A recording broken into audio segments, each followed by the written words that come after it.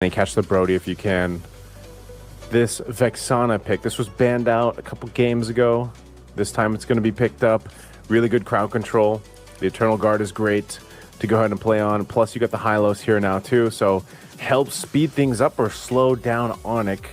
This is a well-rounded draft, I would say, from Bigetron by Vitality. But I think even if you look at Onic, they're just lacking some magic damage. So it's like, what is their mid laner to do that? Is it just a Farsa? Is it just going to be a Farsa again? Is there something better for them to fight into? I know Eve has kind of fallen off, but yeah, okay. It's going to be the Farsa. Farsa is the best kind of punch for the damage, you know, like in the magic department. To allow them to really piggyback off of that. But same can be said for BTR. I think that their lineup is pretty solid in a way that it has a lot of options. Oh, kill squad Shogun! He popped the Revitalize, but he is going to eventually go down unless Fizz can take him out. Oh, what a guiding wind save, but now can he bob and weave? Oh, Shogun tried. First blood go in the hands of Lutby. What a move. What a plan, man. That's interesting. But at the same time, would they achieve anything out of that? Maybe this is the only time that they can do that, you know? And it happens to be in game number 4, so I think it's safe, because if they want to extend the series, then that's really some sort of the early game shenanigans that they really wanted to utilize. And the thing is, they only had to pop the flicker onto Lutpi, so there's not much that they had to do for that one to work. It did work. First skill going in for Onic. Yeah, this is the XP lane is just kind of funny because it's a Barrett and a Hylos, you know, and like we mentioned in the draft, you usually don't see some of these heroes in those roles. They're going to go for Lutpi, though. Niall's up here, but Lutpi's tanky enough. You really can't commit to that. So one of the things is XP expected to be kind of a dead lane, right? It's mostly what they're capable of doing when these turtles come up, especially now that's on their side. They want to go ahead and have those level 4s. If you think about value, though, who's the better value? The Glorious Pathway ultimate for Hylos or the Daytona's Welcome from Lutpi? Yeah, it really depends on the situation, I feel like. But generally speaking, most of the situations, I feel like 90 to 10 is going to be the ultimate coming out from Lutpi. The Daytona's Welcome. Especially with all of these top XP laners, I feel like they have been so good controlling and piloting this Barretts, and they're very sneaky with it, and I'm just happy to see a lot of good stuff from them. Oh yeah, Shogun just laying down his own pathway to death, it felt like, on that one. That's going to be a kill going over. They're looking for more Emon. A little bit late to that, but they do find a Kelra. Good pickup in response by BTR, although the turtle went to Onic. Yeah. I think you're happier if you're BTR, actually, because Onic giving away some kills is always bad when it comes to the first turtle fight. I feel like kills are more important, but because of that, oh my god, Keyboy. What a snag. That's the reason why we say the Ruby is somehow a counter to the Fanny. Yeah, this is going to be trouble. Guiding Wind. Oh, good usage. The Run Wolf King, Feathered Airstrike down. Emon bobbing and weaving, using the stun too. He's actually going to be able to survive. Really good usage of his own kit to stay alive in that Feathered Airstrike. Good play there, but now there's some more pressure. Kyrie's going to be a little bit too late to that, but he is going to take a green camp over. And you can see he's got a lead now, a level ahead of Niall. Niall getting caught in that bush was very detrimental to him, at least for now. Yeah. I don't want that to happen at all. It's going to be some movements here coming out from Onic here in the bottom lane, where you have to now think about Kara, because you're fine with the other heroes already, right? Here, Luffy's fine, Keyboy is having a great time, Sans is definitely having a great time, and Kyrie by extension is safe. So you're gonna have to think about Kelra now if you're Onic. How do you activate this Paquito? It seems like the response is to force some rotations into the first turtle, or in the second turtle, I mean, where it is nearby the Kelra lane. Okay, so at this point, what do you look for if you're a BTR?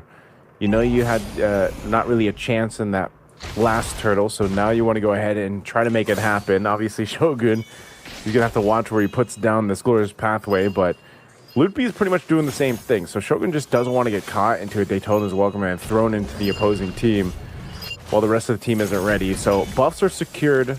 Kyrie's going to go ahead and make his way. Same thing with Nile. He's got both of his. So it's going to come down to an entire team fight for this one. Actually, Purple's just coming up. Daytona's Welcome on Nile as he's thrown out already. Eternal Guard going in and knocking them up, but Moreno is gone. And now without Moreno, this is a tough one. Bigetron's just going to have to give this up. So Turtle should just go over to Onic. He's going to grab his purple buff and rotate in. Malefic Gun, first item rush for Emon. He needs the range here. So Onic, easy take on this objective. Yeah. It took a lot of effort from BTR to be able to find their way into that fight, but in the end, it wasn't enough for them. It was a difficult scenario to be in, I would say.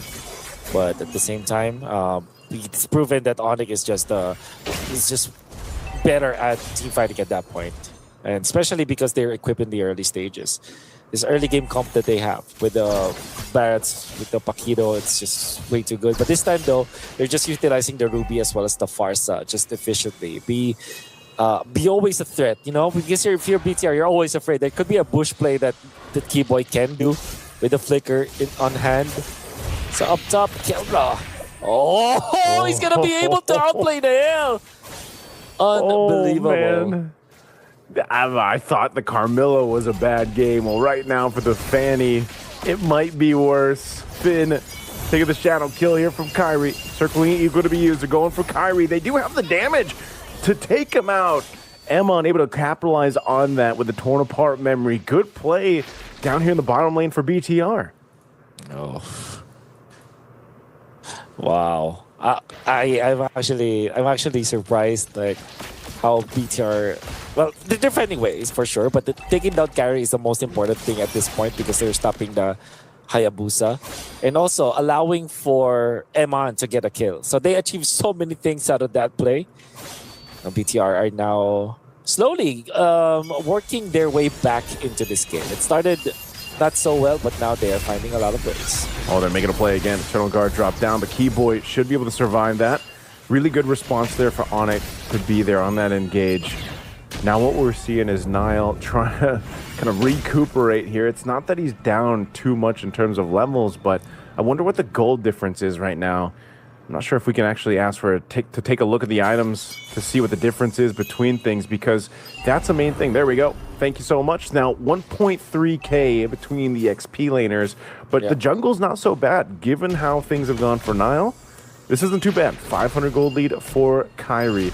With this next turtle up, third turtle of the game, they're going to go ahead and work on it. We'll see if they're able to go ahead and secure this one. Nile has to go ahead and approach this carefully. A turret's going to fall though as Kawa knocks it down. They're really taking their time to allow Kawa hopefully to get here for this fight. Circling Eagle going to be used. Already the marks knocking forward, but the turtle secured by Kyrie. Emon gets a kill. Kelra waiting with the full stack champ stance. He looking for an opening. Nile goes in. He's able to take out one. There wasn't one for Kelra though. Now Kyrie going in with a shadow kill. Kelra's going to go ahead and flicker forward and take out Moreno. So at least something, but it's Kyrie that falls too. So BTR wins the number team fight there.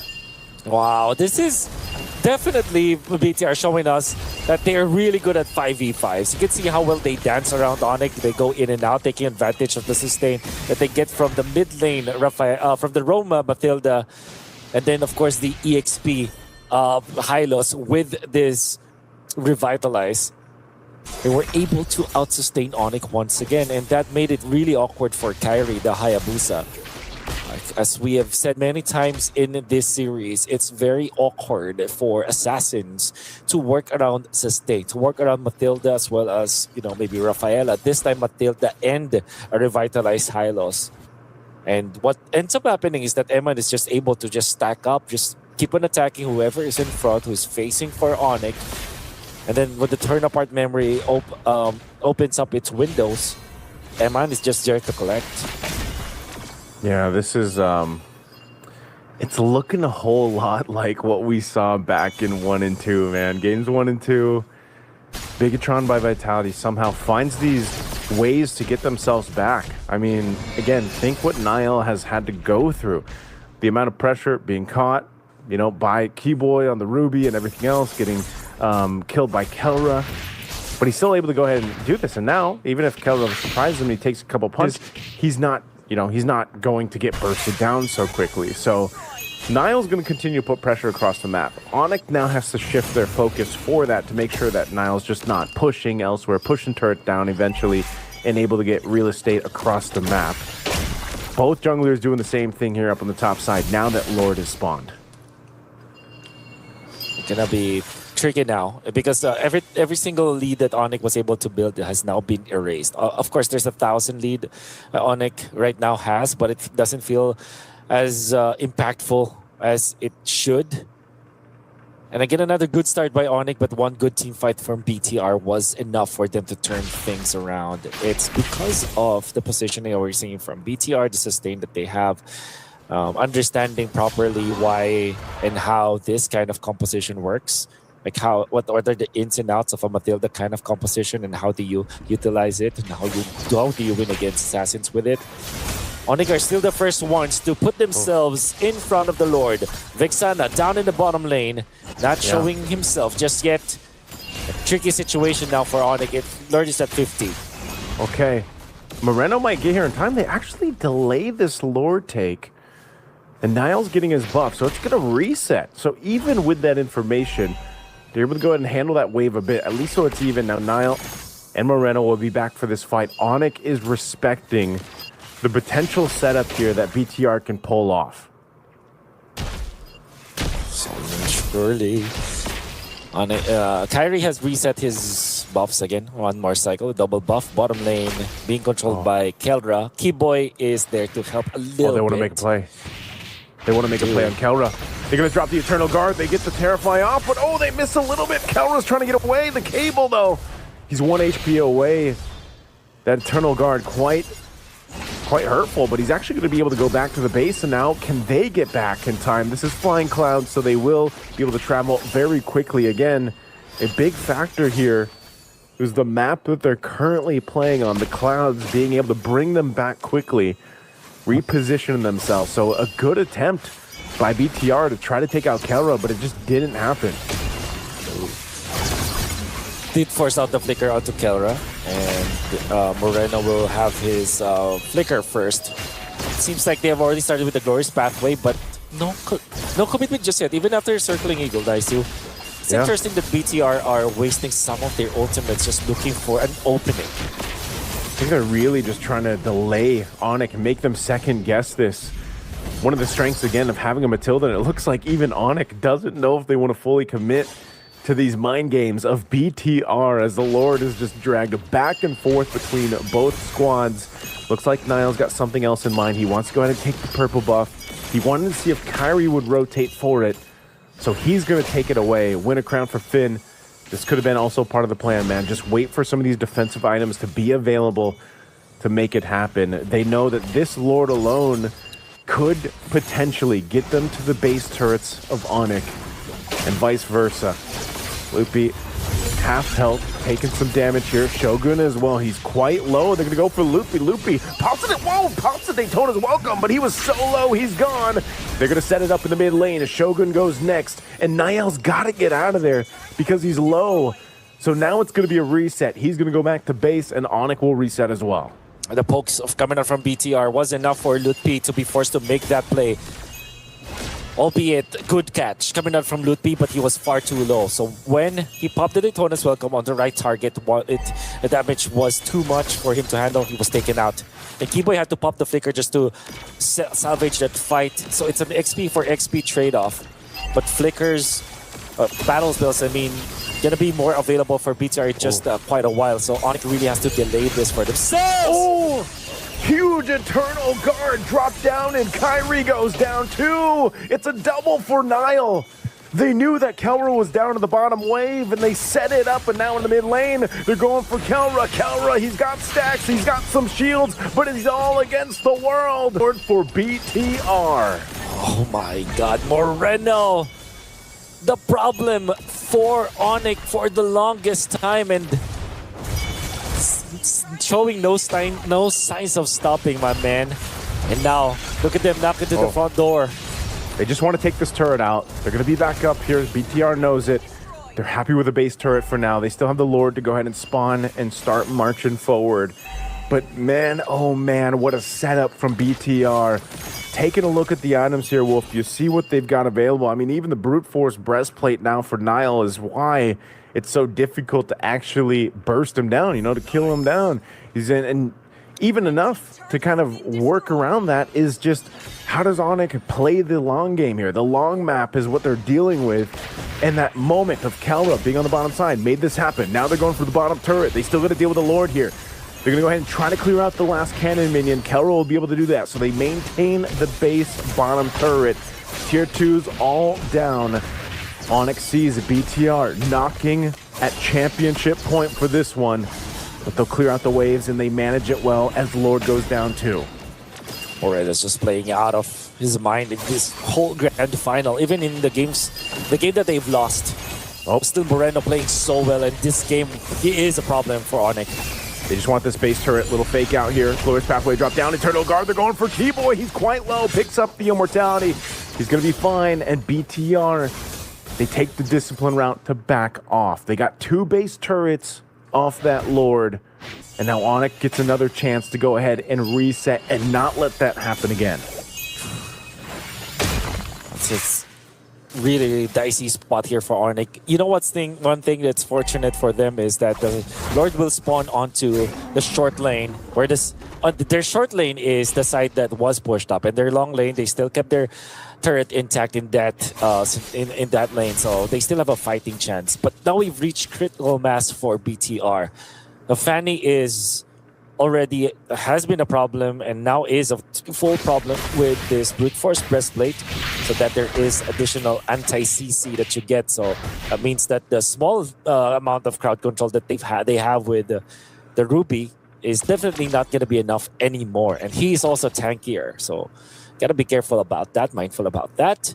Onic also does not have a marksman, so at this point in the game, he can only do so much with the Paquito. You will need the help of your teammates, which means that a 5-man wipe coming out from Onic is difficult to pull off. You really have to slowly trickle down BTR if you want to score that. So everything is just difficult now for Onic. It's crazy how, again, the story happens. It looks like they're going for a sandwich play to cut off Lootby. He has no stacks. He could be in trouble. Pops the flicker. They're going to go and crash down on him. Eternal Guard again, and Loopy is gone. Without the stacks of Feathered Airstrike, he's going to be stunned by Shogun. Good play. Emon still alive as Kalra gets a shutdown. But again, the stun comes through as Keyboy falls, and now Kalra on the run. He's quite low. A quarter of the health. They're going to chase him down. He has the shields, though, so he's going to be fine. But they got a wave to deal with. Down bot and BTR without Nile, though.